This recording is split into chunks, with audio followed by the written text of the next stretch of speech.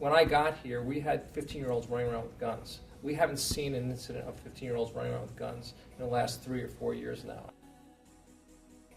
I mean, we recognized that we really weren't doing much in the area of early prevention or diversion with respect to our youthful offenders. In fact, oftentimes we were waiting for a youthful offender to commit a crime that was serious enough that we'd either wind up arresting them and referring them to court. And we've long known that juveniles who go into the court system really don't fare well beyond that point in time. So we started thinking about what it would look like to take advantage of the city services that we have, the different kind of resources we have in the city, and start to divert some of the kids for less serious offenses into those kinds of services.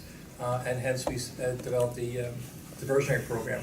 When we go on other police trainings, they know they know the city of Cambridge. They know how close it is to a major metropolitan city like Boston. They always ask us about our gang unit. Don't you have major gang problems? And I said, not really. Well, we have a family services unit or a community services unit. It becomes that stark contrast, and then you really get to see, and even they see, and it's just a totally different mindset. Being part of the unit, I've seen and felt the success, so I'm a believer. Most police work is very reactive. Something happens, the police go and they respond. And what these guys do is very proactive. So I look at our job is we need to find these kids that are exhibiting risk factors and we need to stop them from committing crimes.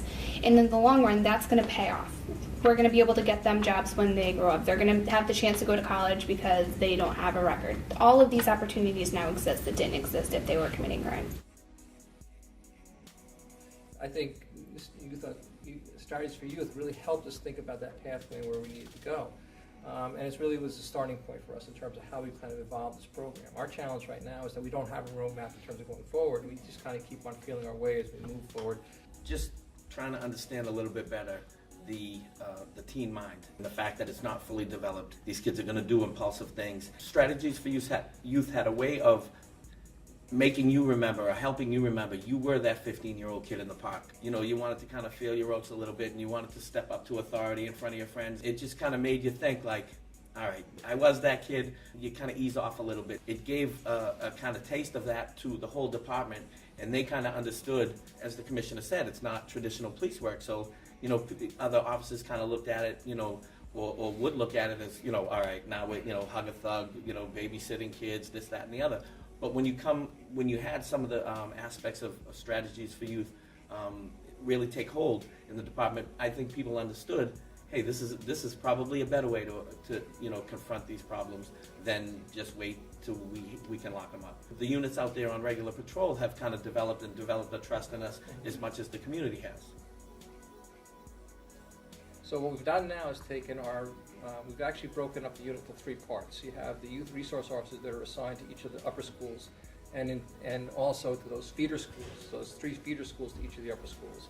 We have 3 officers that are dedicated to doing community outreach. So Michael Danilick is one of those officers that works more directly with the youth centers, doing community programs, working into various different housing developments in terms of organizing programs. And then we have the 2 juvenile detectives that, in fact, if we do need to take a child forward with respect to the court system, they're the ones that are working in that avenue. So if you look at the proportion number of officers, we're spending most of our resources in terms of diverting kids away from the court system. Yeah, I'm the Director of Outreach and Community Programs, and I help organize the program. So scheduling all the meetings, ensuring that the collaboration is happening, and helping officers with using the new risk needs assessment tool we have. It's called the Youth Level of Service Case Management Inventory, and that allows us to help them organize all of the data they're collecting and do an assessment of what the individual risk factors are for the youth for delinquency.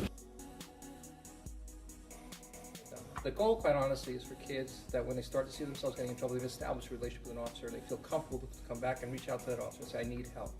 And that's what we want. Because it's as Michael said, when his growing up, he didn't know anybody in the police department, so who would he pick up the phone and talk to? But all these kids that we're working with now have an officer that they've been working with, that they know very closely, and should feel comfortable in terms of reaching out to, and that's what we're trying to do, is create that relationship.